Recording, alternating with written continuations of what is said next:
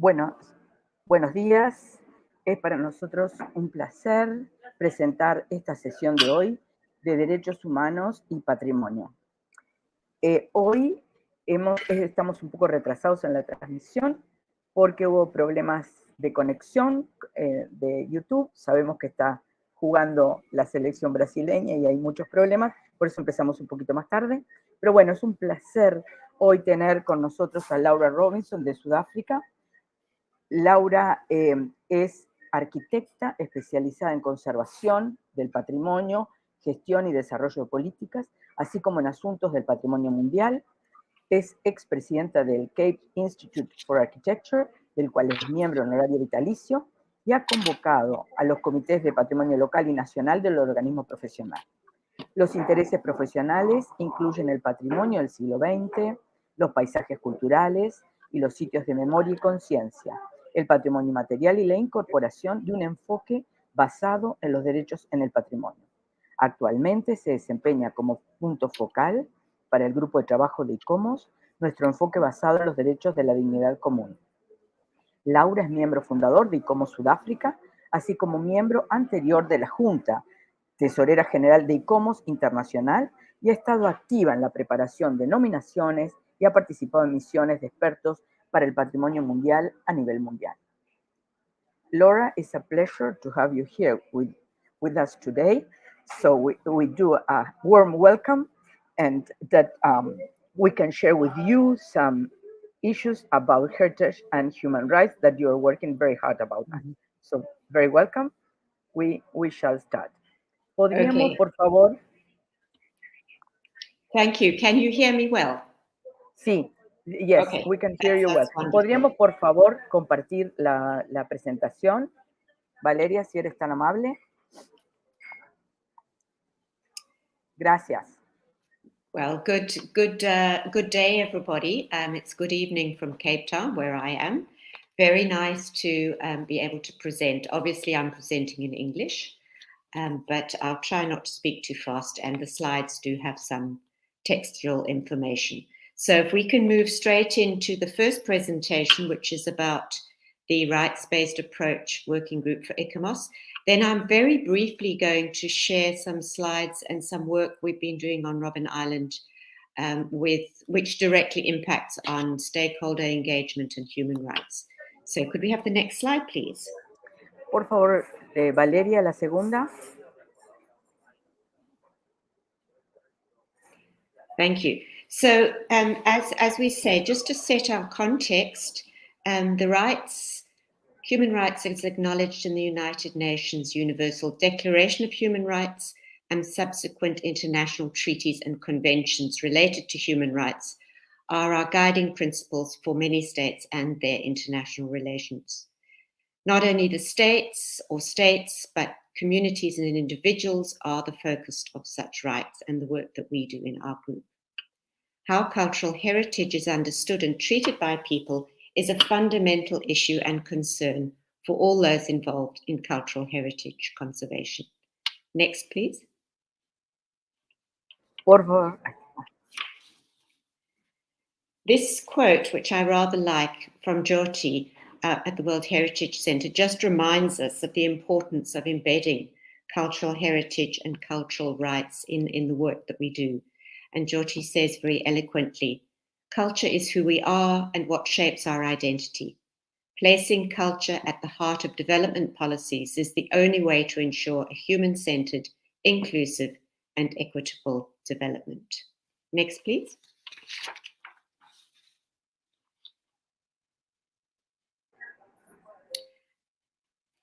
So our working group has a background stretching back almost some 25 years in total, and it took quite a long while to get the working group established and approved by ICOMOS International. But below you can see some short highlights of the work and the goals we've achieved. Obviously in 98, we had our declaration of ICOMOS marking the 50th anniversary of human rights. And we end in 2018 with the Buenos Aires Declaration, which marks the 70th anniversary of the Universal Declaration of Human Rights. And in between that, we were quite busy, and I'm not, given time, going to go too much into those other initiatives. You can see them on the screen. Next, please.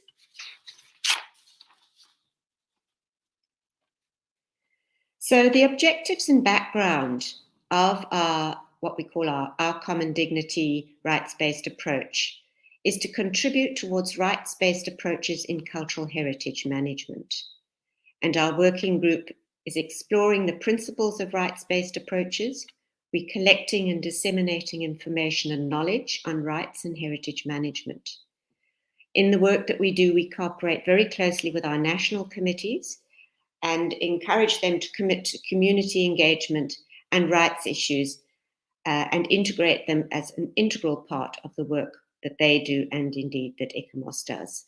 And the slide below is a very recent shot of an educational and training workshop held by Estonia and the Baltic states very successfully earlier this year.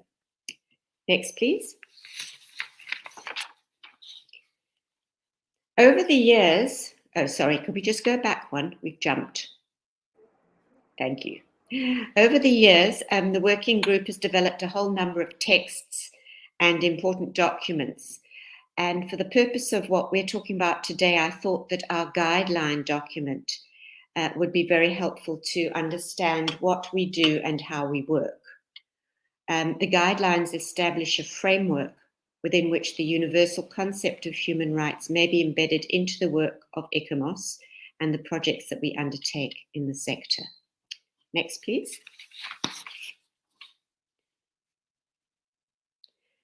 Very briefly, just to structure the lecture, I'll touch on the following points, which are in the guidelines: our purpose and mission, our working group itself, our membership, which is pretty broad, we're very pleased to say, how we operate and our governance principles, the role of the focal point of the working group, which is myself, and the task team coordinators, how we communicate, and our key documents. And then I'm going to wrap up with a number of activities that I think you'll find hopefully very interesting. Next, please.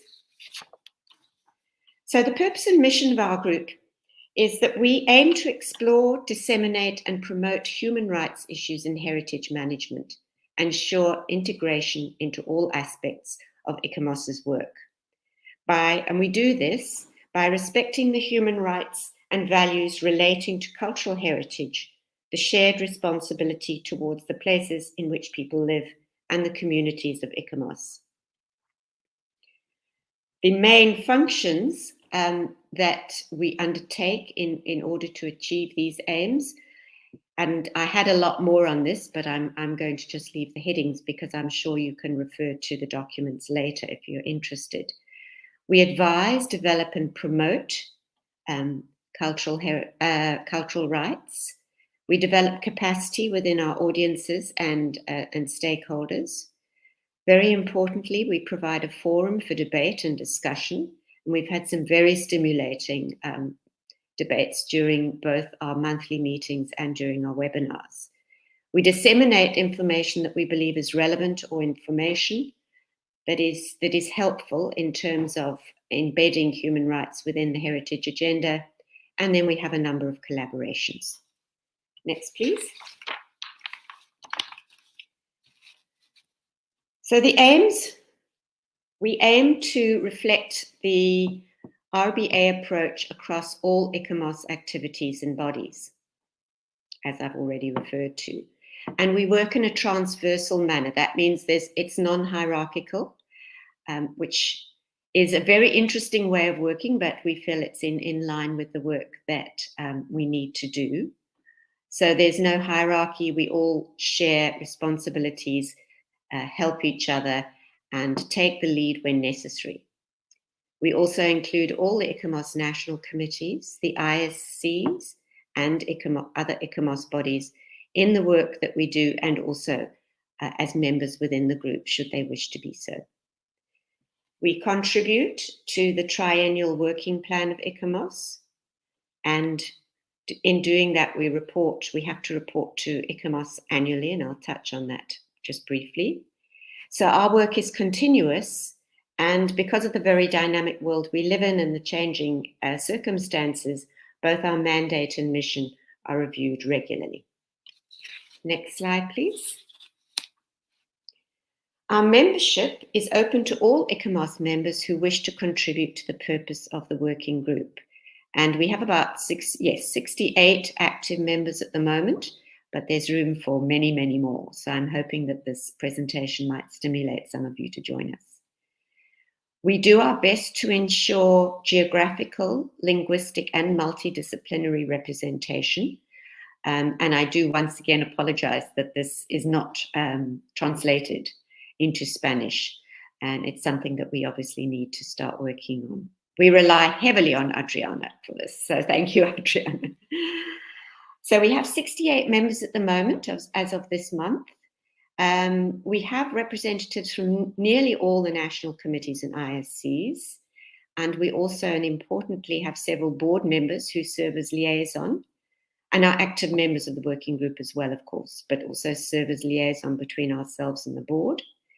And IUCN and ICROM have observer status, and we do share issues with them, particularly when it comes to responding to calls from outside bodies for comment on human rights issues. We need to be reminded that we must work in accordance with the UN Declaration of Human Rights, our statutes and ethical principles, and of course adhere to the decisions made by the group. Next slide, please. In terms of the governance and how we operate, we have monthly virtual meetings, and I have to share this because timing is so difficult. We have members in Vancouver all the way across both Americas, Europe and Africa, Asia, Australia, and New Zealand, and it is extremely difficult and challenging to accommodate everybody, and it remains a challenge that we're working towards trying to resolve. All the decisions we make are recorded and circulated, and consensus decision making wherever possible. We've always managed that since I've been involved in the group. We've never had to go to a vote, which I think is very good. We work in terms of our annual work plan, and we provide an annual report to ICOMOS every year. We then have a number of task teams that are appointed to address various needs that may arise. There's a focal point who acts as chair or convener, that's myself, and serves in a personal capacity, as do the task team conveners. And I'll illustrate the task teams shortly. It's a 3-year term of office for all of us, proposed at an AGM, and the membership is ratified. The positions are ratified by the ICOMOS board. And the task team coordinators are nominated by our members. Next slide, please. So this year, after quite a long process, we had a change of focal point. And you can see Bente Madison from Norway served valiantly for 5 years. I actually don't know how she did it because it's very busy. And she stepped down early 2022 when I took over, but she remains very much involved in the work and is very supportive. The coordinators of the task teams at the moment, we have one for policy, which is coordinated by Grania Shafri from Ireland. Communications, which is very busy, which is ably done by Paulette Wallace from Germany and ex-Australia. Then our Heritage Thursdays, which are our educational webinars, are supported by Alicia Castello from Spain, Adriana from Uruguay, Ava Paulus from Estonia, and Paulette Wallace from Germany. Thank you. Next, please. The communications, which is, as I said, very dynamic group of people, and a lot of our EPs, emerging professionals, are in this group. We share information using social media, particularly Facebook and Instagram, which I'm proud to say is very active. And also we have a slot on the ICOMOS website under themes. We do our best to communicate in all 3 official ICOMOS languages. We work very transparently and share information and are welcome to corrections of information, additional information, or discussion on what we posted. And we have a very coordinated approach to our communications. Next, please. And then, next. These are the key documents that I referred to. They're available on the website. If they aren't, we can certainly provide you with them, but they should be electronically available. These are the sort of key founding documents that inform all the work and inform our progress as a working group. Next, please. So under activities, we've done quite a lot. This was an activity called People-Centered Approaches that we developed in the 20th GA in 2019, People-Centered Approaches to Cultural Heritage, which involved a joint initiative of 5 ICOMOS working groups, 10 national committees, 2 ISCs, and 88 members. And this resolution was developed and adopted for the 20th ICOMOS General Assembly. Next, please. One of the most active and interesting outreach programs we have is our Heritage Thursdays, webinar series, which is intended to be a forum for debate and discussion on people-centered approaches. We managed to hold about 6 webinars in 2021, exploring different methodologies and case studies, and we've had about 3 this year. We're busy preparing our first one in March, which will address cultural rights of migrant workers, which, given the state of refugees and migrants across the globe, seems to be very appropriate. And these webinars attract very good international audiences of ICOMOS members, but also other people from other spheres of life who are interested. Next, please.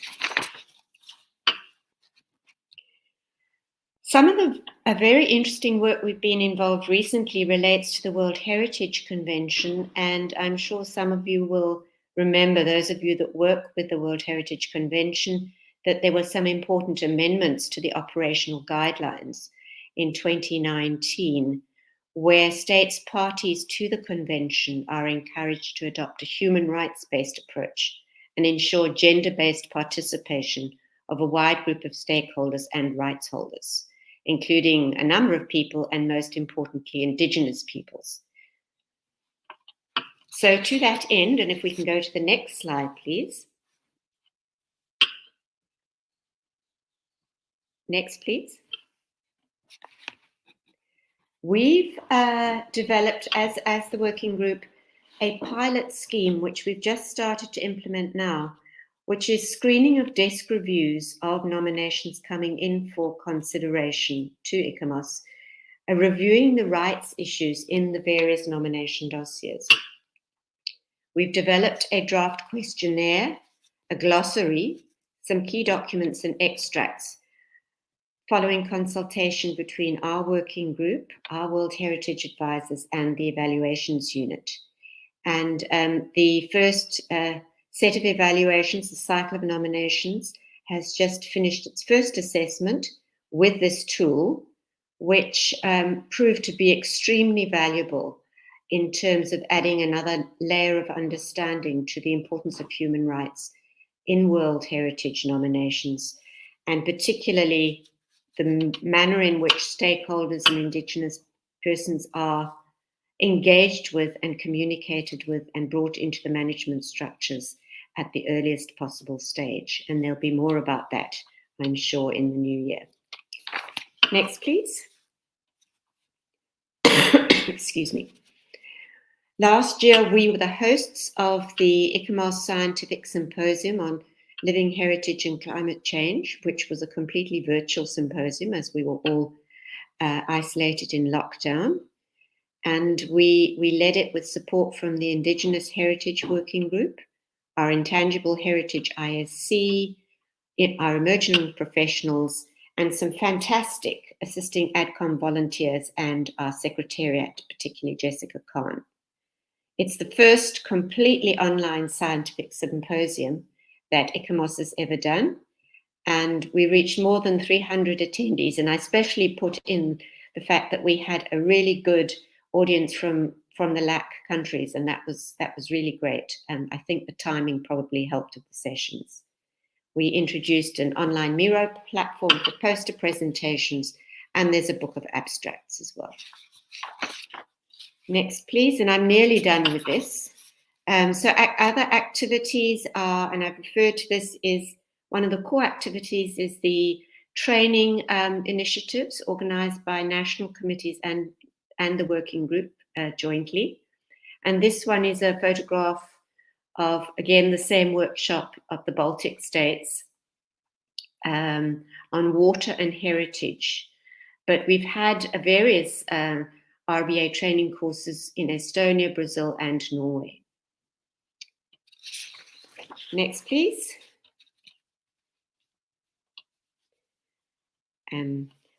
I've mentioned the fact that we have monthly virtual meetings constituting our working group. It's really important to keep these going, as we seem to be really busy with the work of this particular group. It's quite remarkable. And activities are carried out according to the work plans by the working group through our task teams and individual members who express an interest and become involved in specific activities. Last year we had 11 virtual meetings. We had 10 this year, 22, and more than 30 task team meetings. So you can see we're actually quite engaged with the work. During the annual meeting in November 2020, the focal point and coordinators of 3 task teams, that's policy, training, and research and comms, formed a steering committee for the working group. And we share all this activity through our ICOMOS homepage and our social media. And we also use an online Google Documents program to coordinate and ensure our members have access to the documents and information that they need. Next, please. We also contributed to various consultations in 2020. We had 2 in 2021 and 3 in 2020, including submissions to the UN Special Rapporteurs for Human Rights, which were all accepted and published in the various reports. We engaged with the UN Special Rapporteur for Culture on the cultural rights for migrants, which we've just completed now. We also engaged with the European Investment Bank and the EU quality principles. As you can see, ICOMOS Slovenia hosted the Council of Europe Right to Heritage as a Catalyst for Sustainable Development, which had a very high profile and was very successful.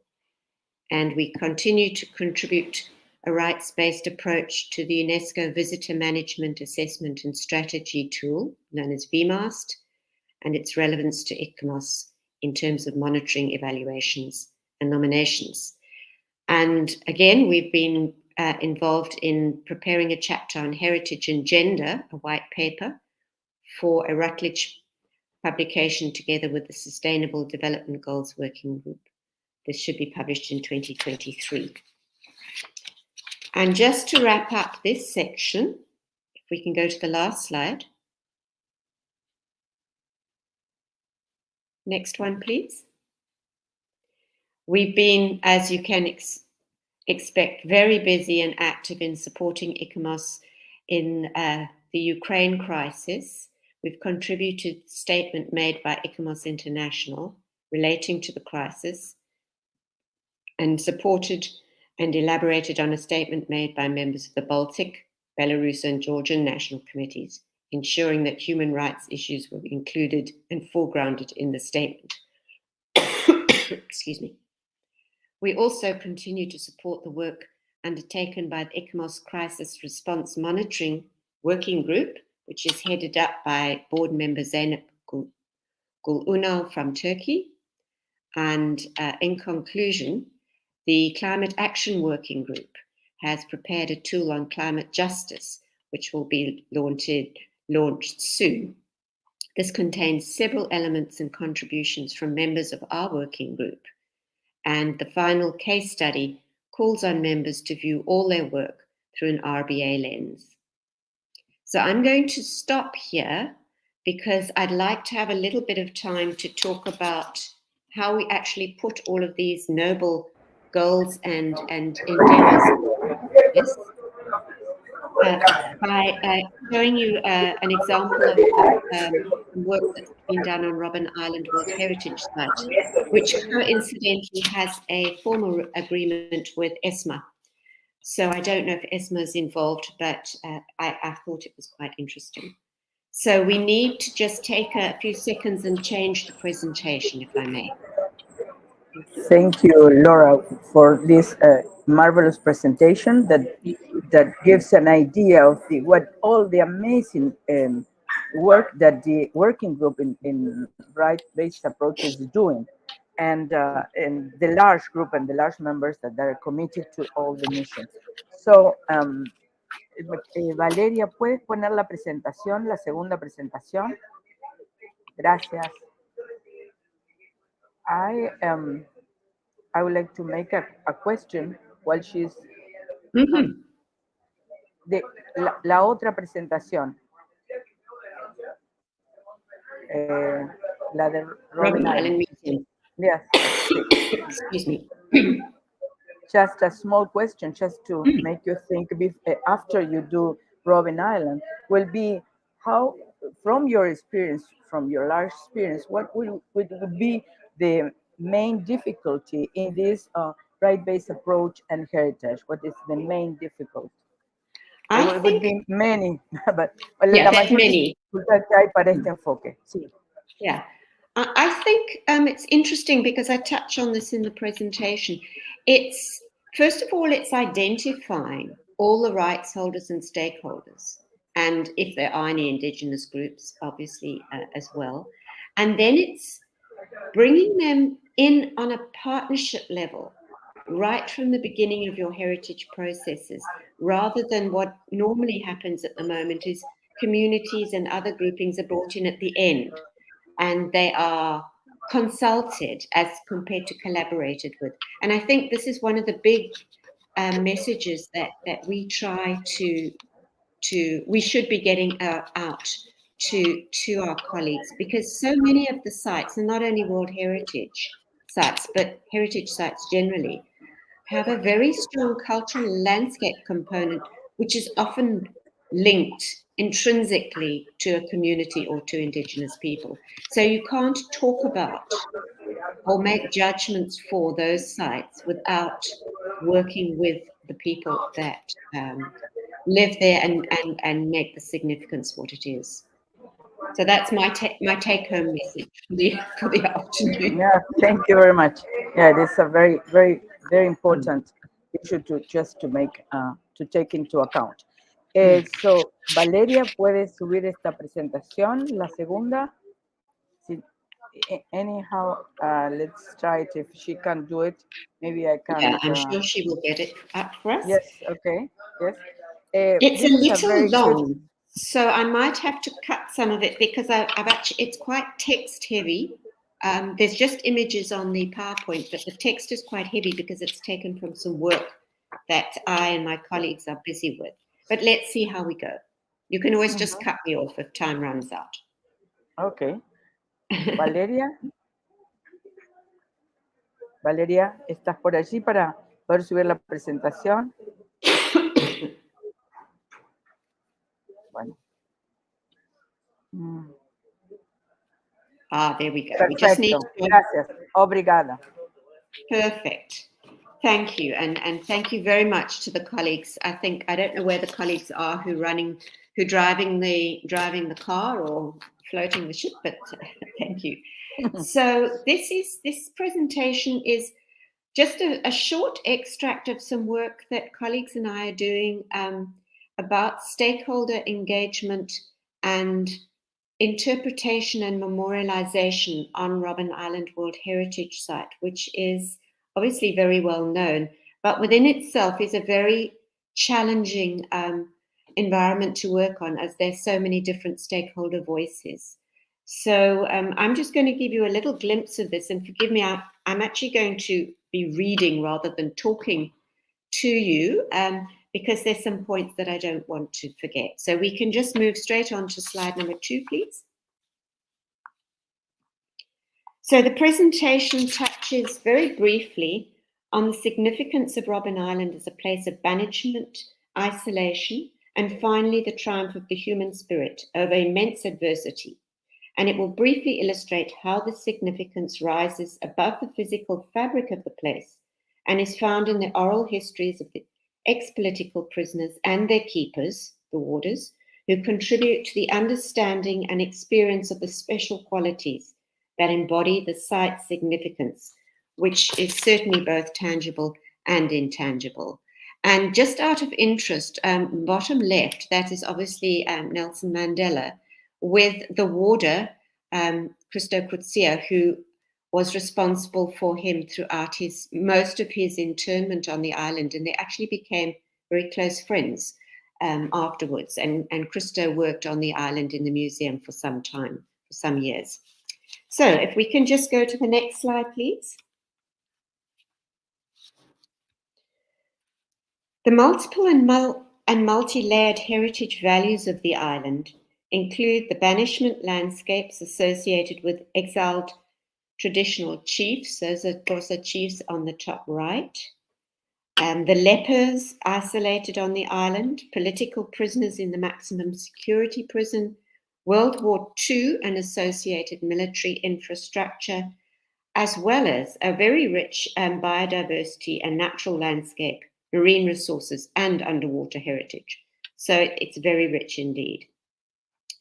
The attributes of the site include the built environment, quarry sites, gardens, cemeteries, archives, collections, banishment landscapes, World War II relics, and a helipad and a runway, the harbour, a mainland facility, various historic boats, the island cars, buses, our treasures, the ex-political prisoners, and the biodiversity, of course. And the natural environment we understand is the vessel that carries the island's successive layers of occupation over time and space. It's the physical stage upon which all the mentioned landscapes are imprinted. The natural beauty of the island stands in stark contrast to the confinements of the prison and the crimes against humanity which it symbolizes.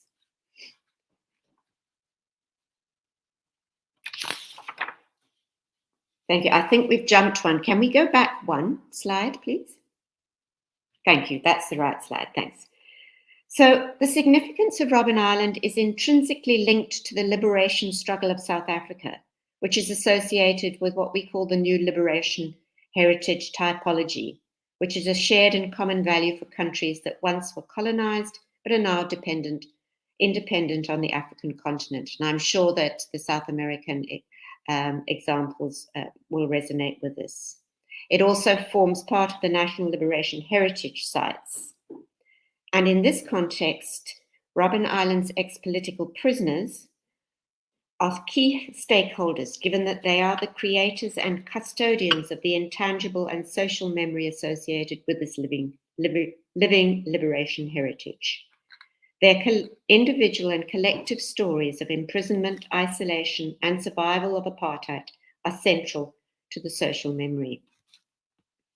Robben Island also, and understandably, holds significant heritage meanings for a wide range of people in South Africa and across the world. It's a cultural landscape that illustrates the triumph of the human spirit, of freedom and of democracy in overcoming great adversity and oppression associated with the struggle against the apartheid government system. The released political prisoners played a major role in the establishment of the Robben Island Museum and its interpretation, including supporting inscription of their social memory as a World Heritage Site. Okay, next slide, please. The intangible values and social memory embedded within the buildings and landscape are not immediately clear to visitors, especially the complexity and diversity of experiences associated with maintenance and others. Their teams, oh, I beg your pardon. The teams shared, I beg your pardon, I seem to have lost something here. Please bear with me a moment. Okay, we'll just go on from there. We can go on to the next slide, please. This is some of the ICMPs that have helped inform us about the interpretation planning, and the input of ex-political prisoners has been absolutely key in forming this series of integrated conservation management plans and their meaning.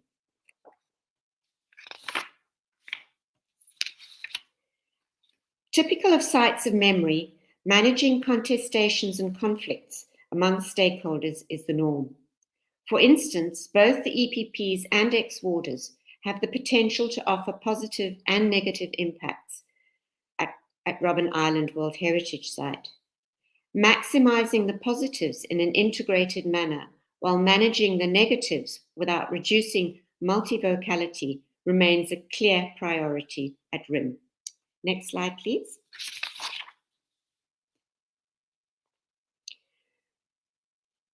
The stakeholders for the World Heritage Site are diverse and have a wide range of groupings, and each grouping has different priorities and expectations for the property.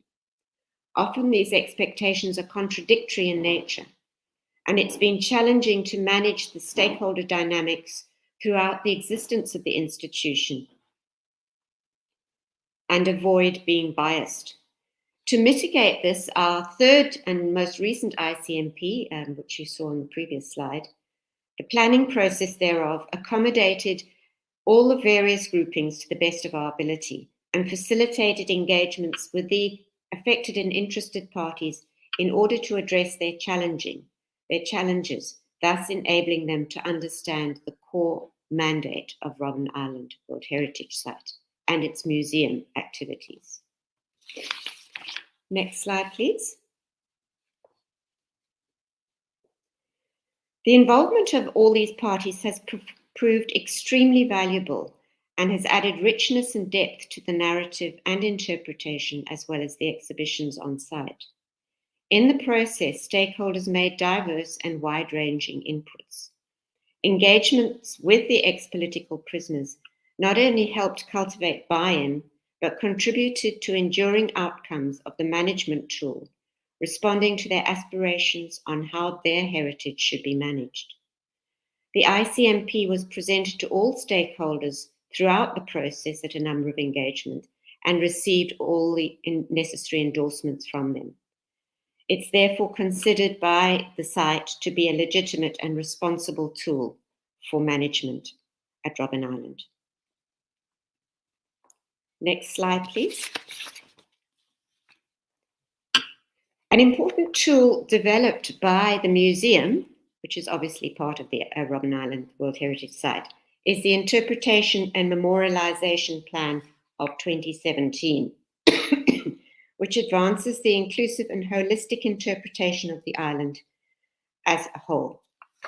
From the time of establishment, Robben Island Museum has been more concerned with presenting the experiences of the political prisoners at the expense of all other values of the island. This is somewhat to be expected given the significance and celebration of our democratic elections in 1994. This started with the collective experiences of ex-political prisoners and also the experience of Nelson Mandela, which was highlighted, many people felt, to the exclusion of other political prisoners.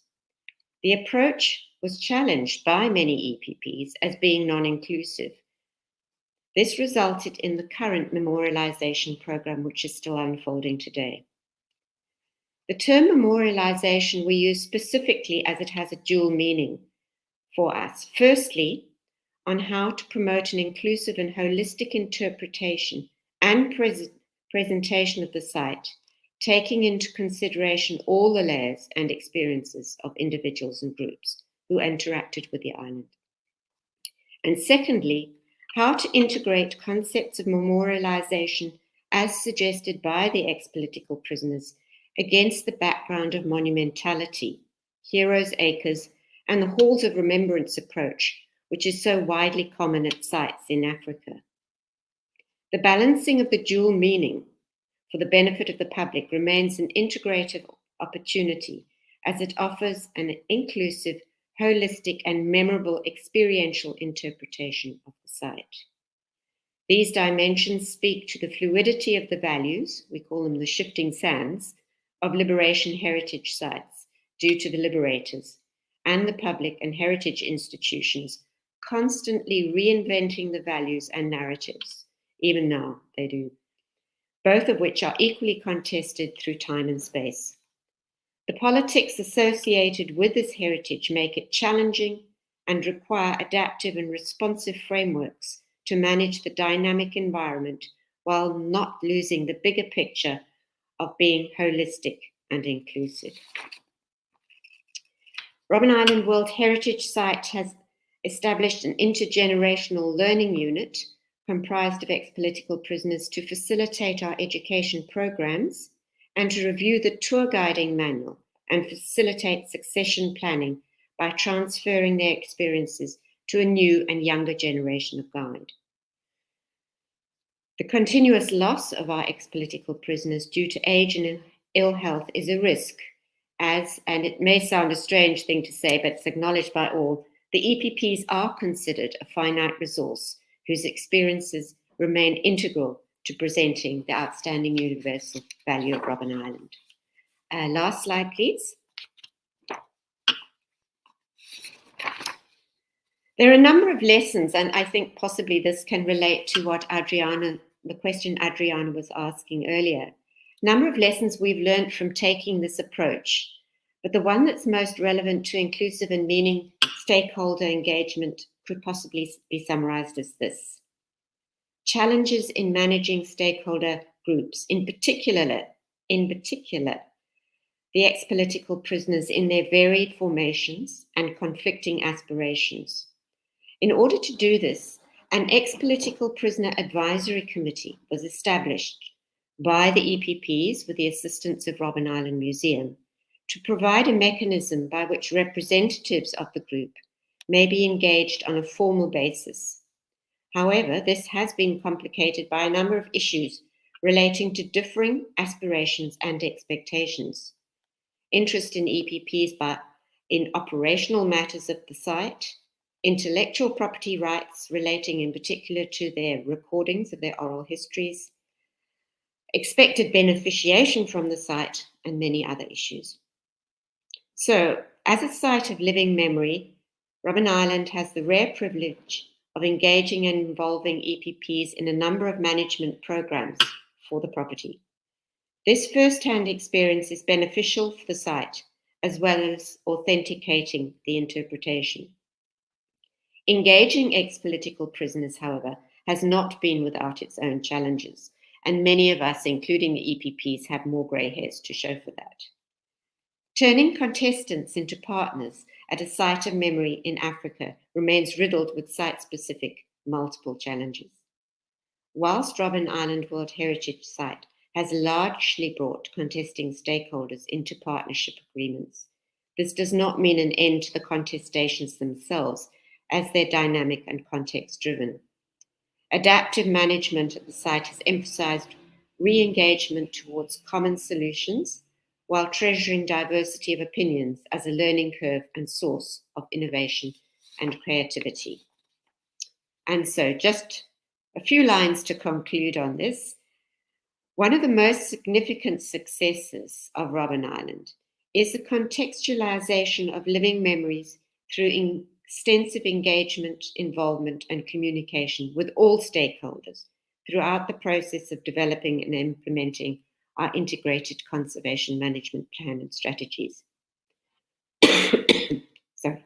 However, it has been difficult to separate the feeling of political ownership of such sites with its concurrent political agenda from what is now a nationally and internationally recognized cultural property and institution that has to stand as both a national and international icon, symbolizing human rights and freedom from oppression, and one that is seen as belonging to all people, irrespective of political affiliation, race, creed, or nationality. Robben Island Museum's and World Heritage Sites, the adaptability and ability to navigate politics, conservation, socio-economic and social issues will determine its future and relevance to the public as an iconic place. And I do apologize for taking some time, but there was quite a lot to say, so I hope it made some sense. And thank you very much. Thank you very much, Laura.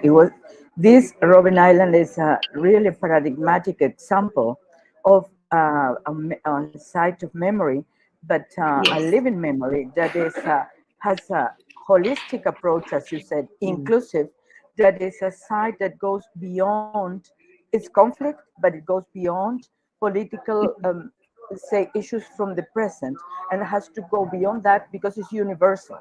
And exactly. That's respect the stakeholders' rights and see that it's conflict because we have several regards and multi voices, as you said, but they're all, and you mentioned as well that you have to revisit the narratives and the values because it's an evolving site. So that is very important for us to understand the inclusive approach that we have to do. We have several sites of memory, like one of them is ESMA, as you mentioned, in Argentina. So I think we have to learn from other examples of the world. So thank you very much for the approach. So it was a great pleasure. Thank you. And well, I think we might conclude the session. Just a few words in Spanish. Muchísimas gracias, Laura, por haber participado, por habernos compartido el caso de Robben Island, que es un caso paradigmático, que es un caso de derechos humanos inclusivo y de todas las, digamos, de todos los aspectos que hay que tener en cuenta para estar siempre pensando las distintas narrativas y los valores atribuidos al sitio. Muchas gracias y thank you very much. And I think we finished this session. Gracias. Muchas gracias. Thank Obrigado. You. Thank Ciao. you. Ciao. Bye.